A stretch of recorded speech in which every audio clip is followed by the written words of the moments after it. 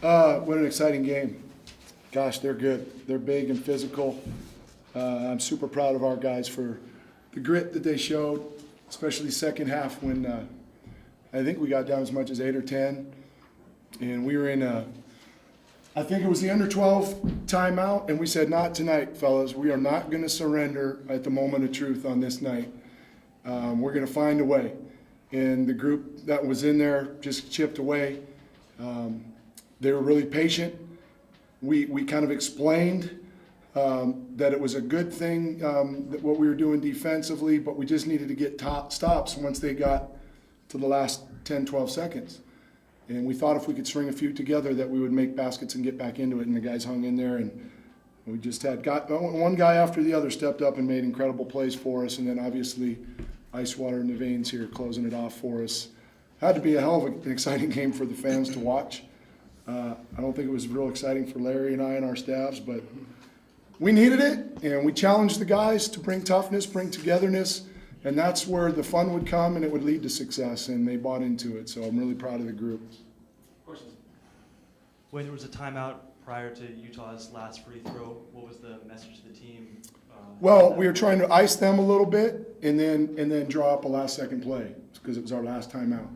And they had a little bit of a three-quarter court. We were going to run Gary one way, Stevie the other, and Trace in the middle. They did a good job of trying to deny. Trace came back to the ball, and I thought, oh no, he's going to plug it up. But then he peeled out, and that gave room for Stevie to catch it and drive it. And, you can argue either way about those last two, but you call it on one end, you got to call it on the other. And, luckily it was a hell of a game, and our guys, I thought, really earned the W. And that's what we talk about in this program. You earn what you get, and tonight we earned it.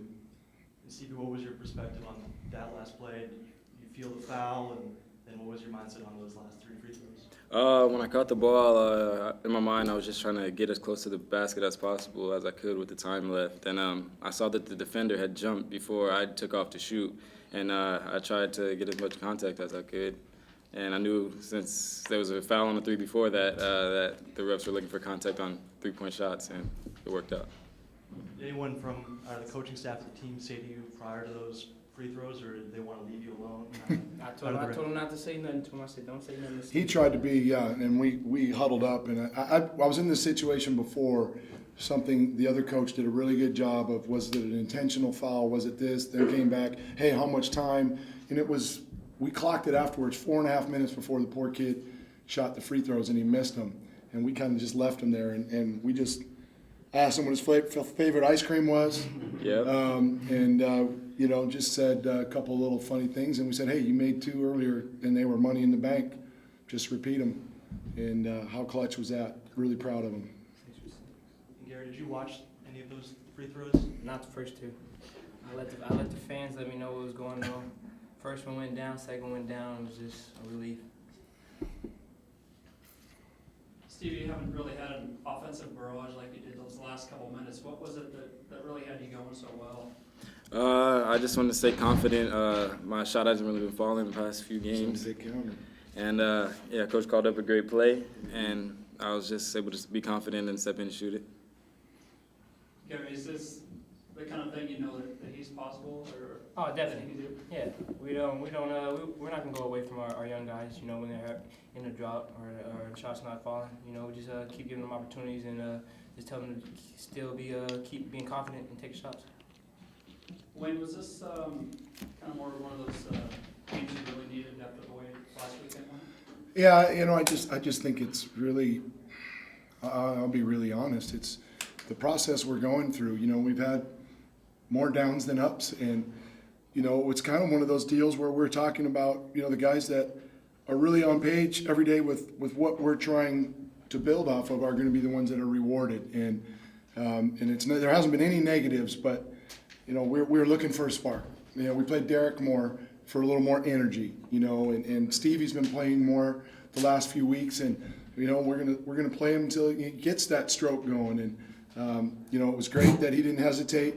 Our second to last time out, when he hit the big three in front of the bench, executed that. Jarmal set a great screen. So There's going to be highs and there's going to be lows, you know, people, just with the dynamics that we have. And tonight was obviously a high, and now the challenge is to come back to work tomorrow and try to repeat it again on Saturday. And our guys know the way the league is. If they buy in and give us what we're asking, we can build a little momentum. And that's what we said before the game. It starts with one. It could be one deflection, one charge, one loose ball, one box out.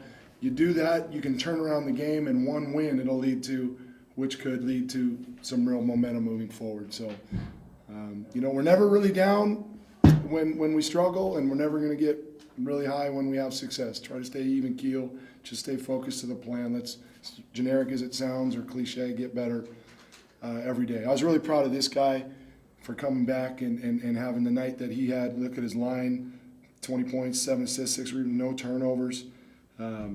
He led us, and Olaf gave us some big minutes. You know, G and Shea gave us some good minutes. Obviously, Derek, Stevie, Langston had an unbelievable box out early, and that's one thing we talk about. He leveled a guy, and it carried over. So the contributions from a lot of guys. You know, Trace didn't do much offensively, but he had a big block on Chapman late in the game, or not Chapman, but 35. Kuzma. And we got, you know, Malcolm, timely plays. Jamal, like I said, this was a team win and something we can really build off of. Wayne, could you talk a little bit more about Jamal? I know he's been through a lot, but he came back tonight and he seemed to give you a big lift, you know, at both halves. He did, especially I think he settled in a little more in the second half. You know, he had some jitters. We had talked at the beginning of the week. He wasn't sure that he wanted this to be the game back. You know, we just said sleep on it, and then I had him in the office this morning, and Coach Rupp and I said, hey, no matter when you come back, there's going to be 20 seconds, a replay, and then that's going to be it. And then it's going to be all on your you know, demeanor out there. But I said, I don't want you to back off from how you play. You're physical, you're a clean player. Play that way. And I think he was a little timid in the first half, but the guys probably got him going at halftime. They were telling him, welcome back. You know, and he made a big and one, some free throws early in that second half. And, you know, I felt really bad. You know, they drilled that three, a tough one on him in the corner, and then the foul when he made a good closeout. But the team picked him up, and that's what it's all about. When one guy's down, let's everybody else pick him up. And tonight the guys did that, and, again, we want to just continue to build off of it. You going off that, Gary, Steven, did either of you say anything to Jamal after that foul on the three-point shooter? What was your perspective on kind of how to Plays over, you know. We got 2.2 to make something happen in college basketball. Anything can happen, and as you can see, you know, it happened. So we didn't say nothing. We know it's just a call. You know, the refs did a great job calling it both ways, and you know, we just got the call. Steven, the big run that came, you guys were down 10. I think you had 5 points, you know, during a run to kind of get you back within 3. Did you have a sense that, you know, how much was riding on the game at that point, and kind of that you needed to get going offensively? I think the big thing in that stretch of the game was we were able to get stops, and we were able to run in transition, and we created easier shots for us, and we hustled more on the offensive glass. We got to the line more and drew more fouls. Gary, Wayne already kind of alluded to it, but with a game like this that's so high on emotions and whatnot, how can you guys use a victory in this kind of a game to really kind of move forward, have some momentum going into the second half of Pac-12 play? You guys can make a run to get some W's.